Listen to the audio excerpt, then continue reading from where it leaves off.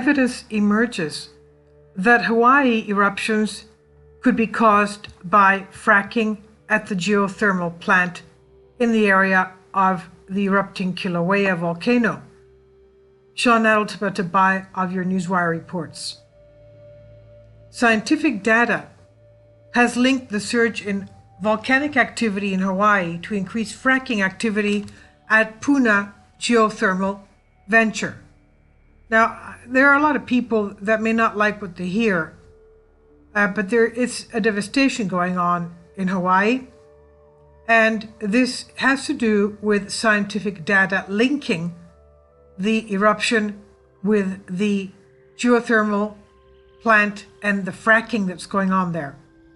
The data shows how the fracking may have been deliberately designed to create a geological process by which lava would drain from Kilauea summit into the East Rift Zone so as to create large new vents that would destabilize the geology and could perhaps trigger a major collapse of the Hilina fault system. And unfortunately, not many people are talking about this, although this was disclosed in February of this year, as we'll see later on in the video. Exopolitics reports. The video prepared by Pacific Tsunami Warning Center clearly shows that the epicenter of the earthquake activity centered in the lower Puna region, which is adjacent to the Puna geothermal venture. We have maps from the video depicting all the earthquakes and the eruption site of the recent lava outbreak from 30th of April to the 6th of May. That's the span of time of the events that this video shows.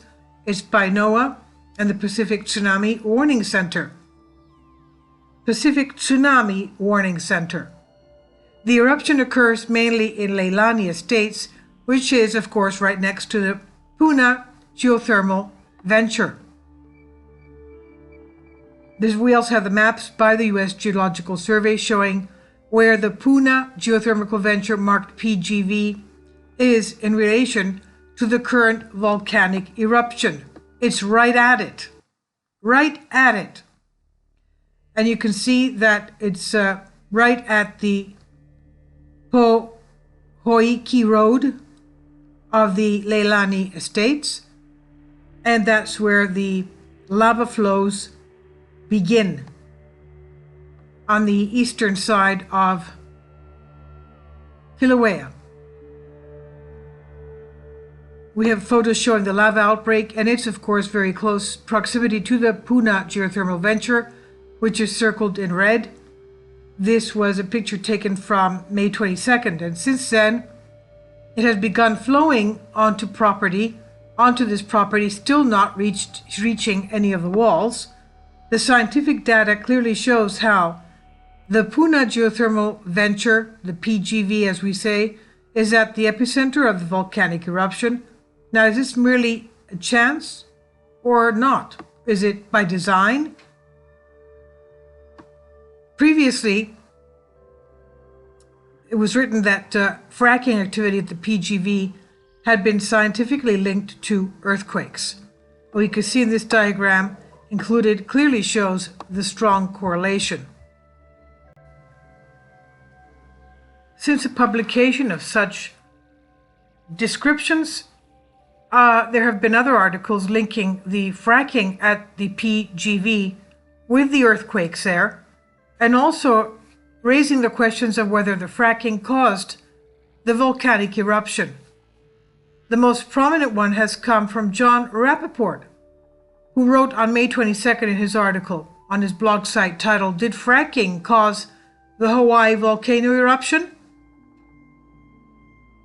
Now, Sean Adeltabatabai on his article, May 15th, and his video says, as he describes, that the Hilina Slump is there at the eastern side of Kilauea, at the edge of the coast. It's the size of the island of Manhattan, and how it may have been related to the fracking occurring at PGV.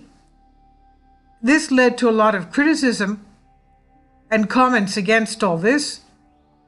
But the scientific facts do show that earthquake activity is related to movements in the Hilina fault system.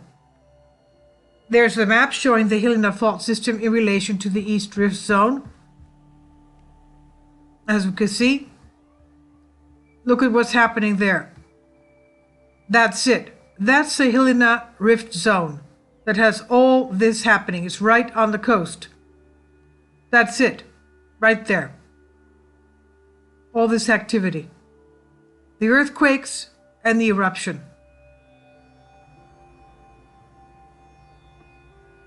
Now, also we have maps produced by the Hawaii Volcano Observatory showing how the recent earthquake activity led to, unfortunately, and this is very, very significant, it has led to the Hilina Slump slipping towards the Pacific Ocean Observatory by about 2 meters. That's 6 feet.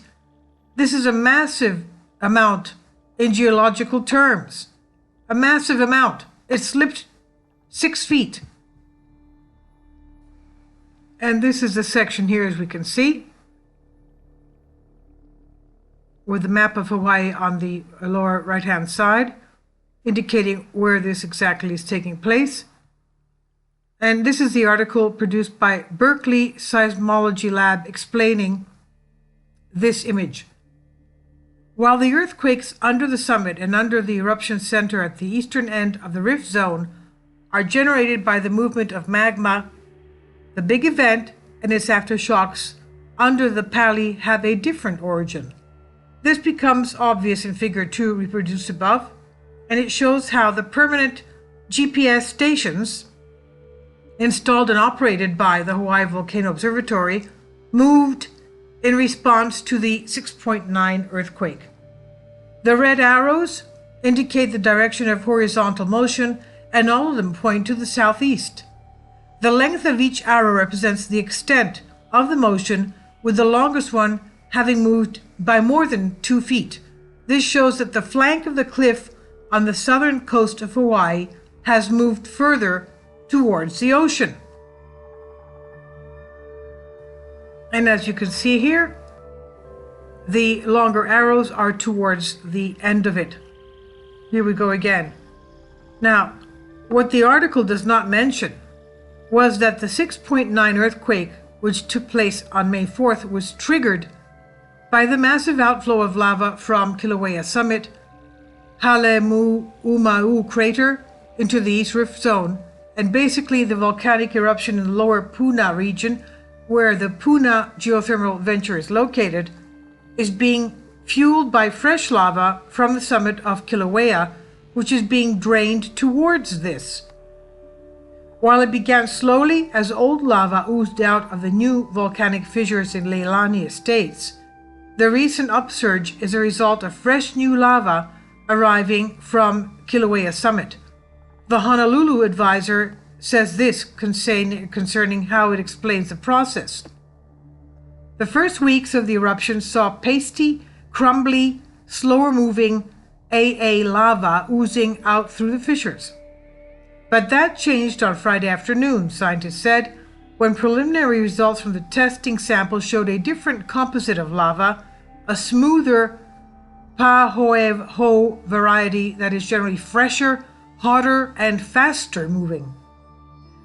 The following diagram shows the dynamics of the lava flows linking Kilauea Summit, the Pu'u'o vent, and the East Rift Zone.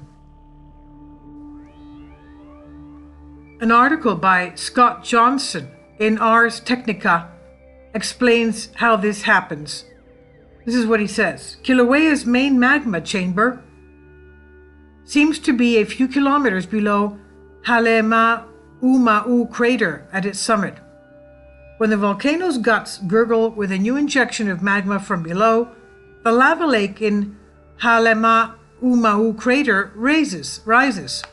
The conduits and the crevices that constitute Kilauea's plumbing extend from the summit region over to the East Rift Zone. So after lava rises in Halemaumau crater, the lake sometimes drains back down as the new magma moves on towards the eastern section of the volcano. This is where we finally get to the issue of whether the fracking at Puna geothermal venture was secretly an attempt to weaken the underlying geology in order to create a path of fresh lava to drain from Kilauea summit into the East Rift Zone. And as the following diagram of the East Rift Zone illustrates, lava follows the path of least resistance in a highly pressurized environment. This principle would be well known to any geologist or plumber if we use Johnson's analogy. It means that some would have been aware from the inception of the PGV in 1993, that's when the geothermal plant was established there, that the process of using highly pressurized water on subterranean rocks, that is, fracking, severely compromises the underground environment, would effectively open up a new path for lava to flow from the Kilauea summit and the Pu'u'o vent. So apparently it's exactly what was planned by those behind the Puna geothermal venture. This is according to Paul Collin, who has strong ties to the U.S. intelligence community. This is what he says. It's understood that Hawaii's geothermal power company, Puna Geothermal Venture, PGV, purposefully drilled wells and fracked into the ground in such a way that lava from Earth's mantle would eventually be redirected to open up and sprout a brand new volcano within the island of Hawaii. And sure enough, facts set forth by the USGS chart and briefing that lava has now been routed right along the same linear path southeast, which actually punched out a brand new caldera volcano within the lower East Rift Zone, adjacent to the extremely weak debris landmass known as the Hilina Slump, consisting of 10% of Hawaii's southeastern landmass that was already slipping off into the ocean without a new lava delta growing hunger about 400 meters per hour on land alone, threatening a tsunami event from coast to coast. In the article on May 15th, Sean Adeltabai describes how the creation of the massive tsunami through a collapse of the Hilina Slump was the secret purpose behind the creation of the Puna geothermal venture. That's what he says, whose owners are linked to the Rothschild family. And he wants to state for the record that he does not believe the plan will succeed and that the hoped-for mega tsunami that would cripple the United States economically and militarily for decades to come will not occur. However, he says it is vitally important to expose this plan and who was behind it. And his view says that the Rothschild family has chosen China as the hub for the new kind of new world order that the deep state global elite would like to emerge, he says. That would be an openly authoritarian state where artificial intelligence technology is used to monitor citizens and quickly remove troublemakers expressing dissenting political views.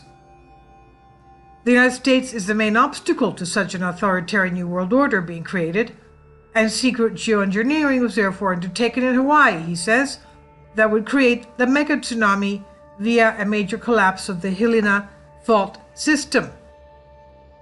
Now, if the plan had worked, then it's not hard to see how the U.S. would have been unable to prevent a new world order emerging based on China's authoritarian social political model masked behind AI technology designed to appeal to tech-savvy millennial generation.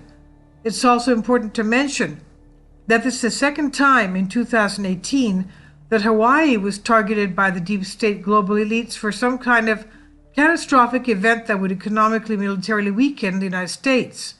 Now, this is what he goes on to say. On January 13, 2018, a ballistic nuclear missile was sent by a secret CIA-linked Navy called the Dark Fleet in a false flag attack that was meant to embroil the United States in a nuclear type of an event. January 20 article provided documents and references showing how it was built on secret fleet conducts covert operations on behalf of the deep state. But thankfully that plan failed due to the intervention of a U.S. Air Force base secret space program that shot down the missile.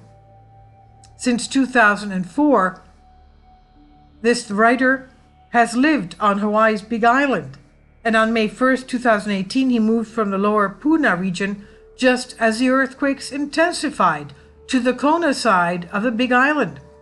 And it boggled his mind that such a beautiful part of our planet is being repeatedly targeted by the global elite for catastrophes that will facilitate the New World Order plans. And he says that he secretly hopes that appropriate legal and political action is taken against all those behind the Puna geothermal venture for their role in the devastation that's being caused in the lower Puna region by their secret fracking.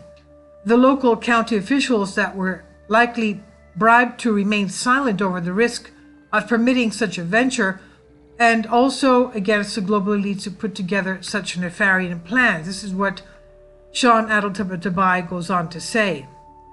Now, according to the February 2018 article by West Hawaii Today, I'll leave a link below for you for this, they had a volcano update, and it says volcano watch, slow slip event.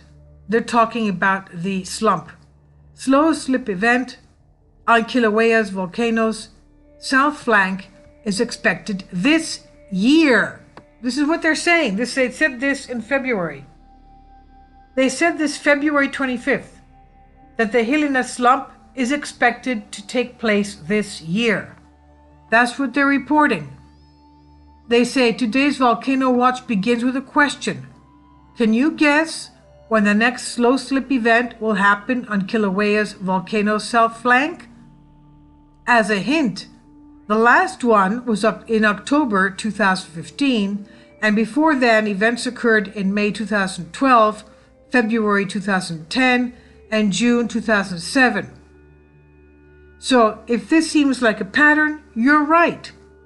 What is a slow slip event anyway? And they go to say, slow slip events are sometimes called slow earthquakes or episodic slip events. They happen when a fault begins to slide, just like a regular earthquake, but so slowly that it takes several days to finish instead of several seconds. At Kilauea, slow earthquakes occur at the nearly flat-lying décollement fault that underlies the volcano's south flank at a depth of 4 to 5 miles. It's the same fault that was responsible for the 7.7 Kalapana earthquake in 1975. But slow earthquakes produce no seismic waves, therefore none of the damaging shaking of a regular earthquake. And because of this, we actually look forward to them, he says. They help relieve a small amount of stress on the fault and give us a view into frictional properties of this hazardous fault beneath Kilauea. The motion of Kilauea's south flank is recorded by the USGS Hawaiian Volcano Observatory's GPS monitoring network. And these, as we said, were the GPSs that showed tremendous movement. These instruments show that the south flank moves steadily seaward about 2.3 inches a year, which is attributed to a phenomenon called fault creep. And this is, of course, what has, after the 6.5 earthquake, slipped over 6 feet. That's a huge amount. Now, during a slow earthquake, the slow flank surges seaward by an additional amount, usually about 1.2 inches. This additional motion occurs over 2 to 3 days, and it's about the same amount that would happen in a regular magnitude 6 earthquake. Kilauea slow slip events tend to occur evenly timed. Particularly events after 2005 have occurred every 2.5 years, give or take 3 months. They also caused by slip on the same section of the fault every time and tend to be about the same size. In fact, Kilauea slow slip events are examples of so-called characteristic earthquakes. A series of several earthquakes of similar magnitude and location indicates that they're breaking the exact same part of the fault again and again. And according to the characteristic earthquake hypothesis, this series should continue into the future, and it allows scientists to forecast in time the location and size of a future earthquake. Characteristic earthquake hypothesis, originally developed in hope that it could predict regular, possibly damaging earthquakes, and this idea emerged from observations of a series of earthquakes seeming to strike every 22 years. As it turned out, the next Parkville earthquake did occur in 2004, 16 years after the predicted date. However, even though the characteristic earthquake hypothesis was not successful at predicting a regular earthquake, it's been useful for forecasting occurrences of the slow slip events around the world. Now we have locations where predictable slow slip events happen, including off the coast of California, Cascadia subduction zone, offshore of Washington and Oregon. This fault produces slow slip events equivalent to a magnitude of 6.7 earthquake every 15 months. In Japan, on the subduction zone at the Nankai Trough, major slow slip events occur approximately every 7 years and are equivalent to 7 magnitude earthquakes. Because the most recent slow slip event on Kilauea happened October 2015, the events have a recurrence time of 2.5 years, give or take 3 months. We can forecast that the next one might occur now, between now and August. And they're right, it occurred now in May. But remember, they said there won't be any shaking or other effects that could easily be felt by individuals. It just slips. And it did slip over 6 feet with a 6.5 quake that we had. Now, we have to keep our eyes, they say, on HVO's monitoring network to know when the next slow slip event happens at Kilauea. And now for the volcano activity updates. This was again the article written in February. Kilauea's volcano summit lava lake level fluctuated with summit inflation and deflation ranging about 102 to 130 feet below the vent rim. On the East Rift Zone, a 61G lava flow remained active downslope of the Pu'u'o, with scattered breakouts in the Pali and coastal plain, but no ocean entry. Mauna Loa volcano is not erupting, a few small magnitude earthquakes. Okay, I won't go into the end of that because this was in February. A lot of things have changed since then because we do have the eruption of Kilauea. So we'll keep you updated as developments occur, because this is a very important, it's the most active volcano on the earth from what we know right now. This is on West Hawaii Today and on your Newswire by Sean Altabatabai, and I'll leave links below for you for this.